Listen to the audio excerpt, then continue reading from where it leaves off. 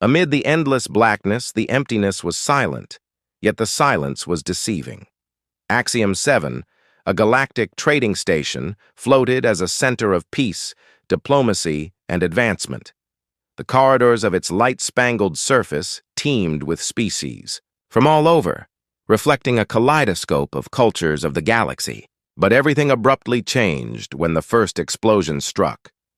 As Axiom 7 shook beneath the stillness, fragments of reinforced alloys fell like lethal confetti. Anarchy erupted as a salt fire blossomed in the docking bays, its orange glow staining the station's immaculate walls. Terrified civilians of various species scurried for cover, their voices a cacophony of fear and desperation. Standing on the observation deck, Commander Elias Torin felt his stomach churn. Years of experience on Deathworld battlefields had sharpened his instincts, and every fiber of his being screamed that this was no random attack. His hand tightened into a fist as his dark gaze swept over the destruction below.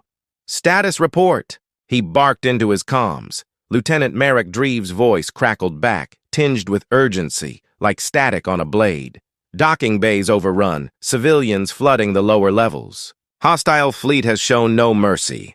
They're specifically targeting us, sir." Torin's jaw clenched. "Any warnings? Demands?" "None, Commander," Merrick replied grimly. The phrase, Deathworlders, carried weight throughout the galaxy. Humans had earned the nickname for surviving on the most hostile worlds imaginable. To some, their resilience was a marvel. To others, it was a reason for fear. Now, it seemed that fear had become an excuse for extermination. Irisa Vin, Torin's extraterrestrial second-in-command, appeared beside him. Her face was grim, her deep blue skin shimmering faintly under the emergency lights. "I've been scanning their intent," she said, her golden eyes glowing with latent telepathic power. "This isn't just an attack. It's calculated, precise, tinged with desperation." "They want us eradicated," Torin muttered. Irisa nodded. "One thought unifies their minds. Eliminate every last Deathworlder on this station." Torin's gaze hardened. "How many ships are out there?" 17, Irisa answered. "Fast frigates and heavy cruisers. They've blocked every escape route." A low whistle escaped Merrick over the comms. "Looks like someone really doesn't like us. They'll like us even less when we show them what true resilience looks like," Torin growled. "Merrick, patch me through to the station's comm system." The crew sprang into action with military precision as Torin's voice echoed across Axiom 7. "To all residents of Axiom 7, we are under attack by a hostile fleet targeting Deathworlders. Their objective is clear: extinction. But we will not go quietly. Stand together, support each other, and stay strong. To those who have attacked us, you've made a grave mistake. You've underestimated the wrong species." Merrick's voice broke in, tinged with dark humor. "Nice speech, Commander. Think they'll get the hint?" "They'll have no choice," Torin replied. An alarm blared, signaling a complete breach in the lower levels. Irisa flinched as the telepathic onslaught of fear and pain from the station's inhabitants battered her senses. "They're moving. Fast," she said, her voice strained. "Then we'll move faster," Torin replied, already formulating a plan. "Merrick," Torin called. "What's the status of civilian ships?" "Most are damaged or detained by the blockade," Merrick answered. "But there's an old freighter in Dock C. It might still fly." "Barely." "Good enough," Torin said. "We're going to buy it sometime. Merrick, get it ready. Irisa, with me." The trio moved with grim determination, fighting their way through the station's crumbling corridors. Civilians clung to Torin as he passed, their wide eyes begging for reassurance. "We'll get you out," he promised. "Stay calm, stay together. Help is on the way." When they reached Dock C, the freighter loomed ahead, battered but intact. Merrick was already inside, sweat slicking his brow as he prepped the ship for launch. "We'll hold them off," Torin said. "Get those civilians out of here." The freighter's engines roared to life, sputtering as it lifted off. Torin and Erisa watched as it disappeared into the void. "This isn't over," Torin said, his voice low. "No," Erisa agreed, her golden eyes glowing with determination. "It's just beginning."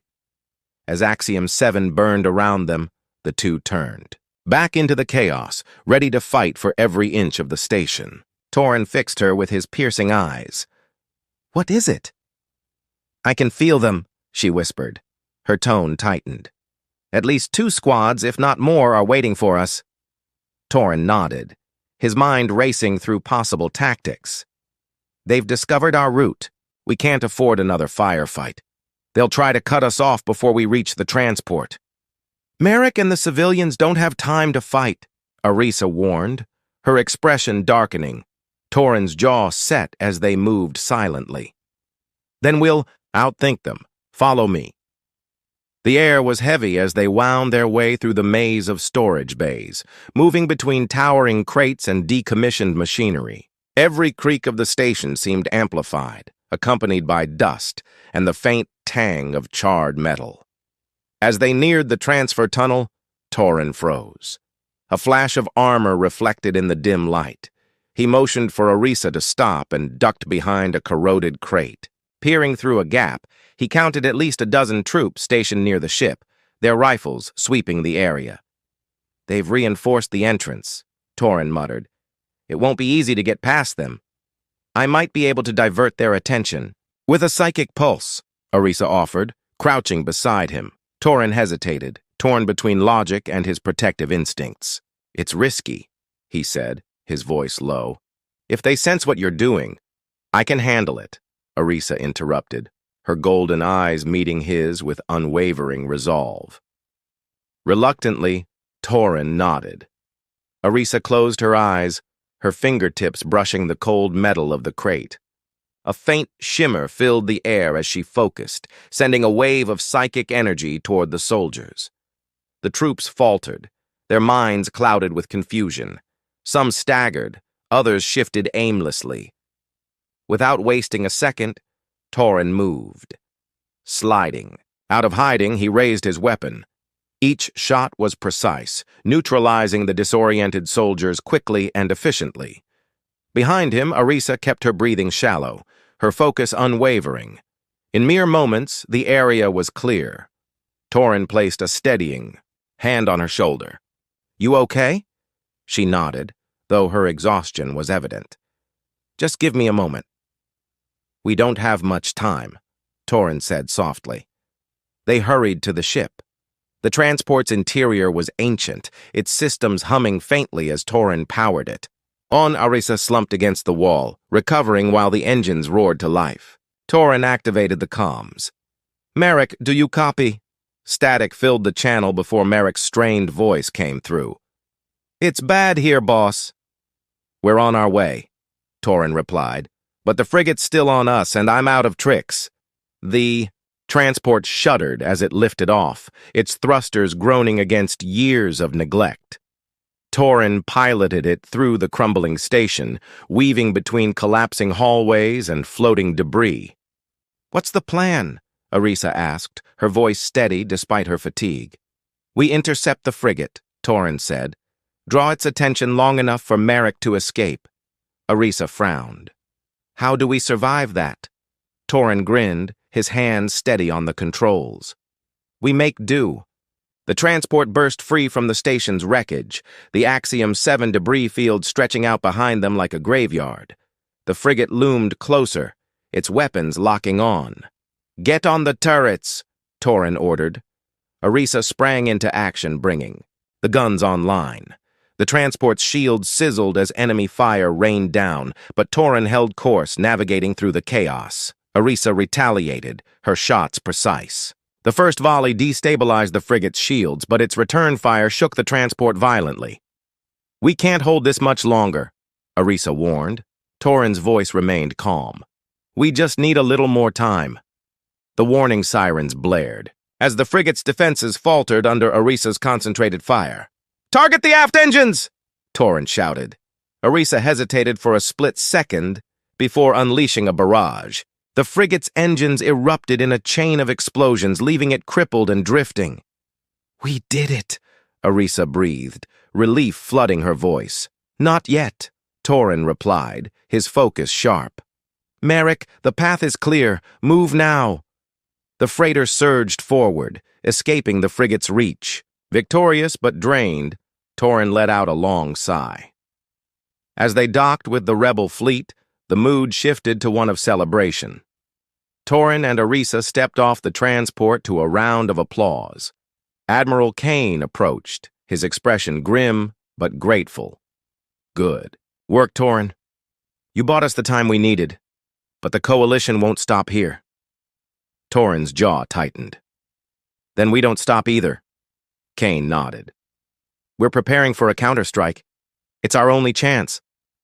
Arisa stepped forward, her golden eyes alight with determination. "What's the plan?" Kane pointed to a holographic display of the coalition fleet. "We hit their flagship, hard. If we can dismantle their command structure, the rest might fall apart." Torin studied the map, his mind racing. "It's risky. We'll need a distraction." Kane's eyes hardened. "That's where you come in." Torin didn't flinch.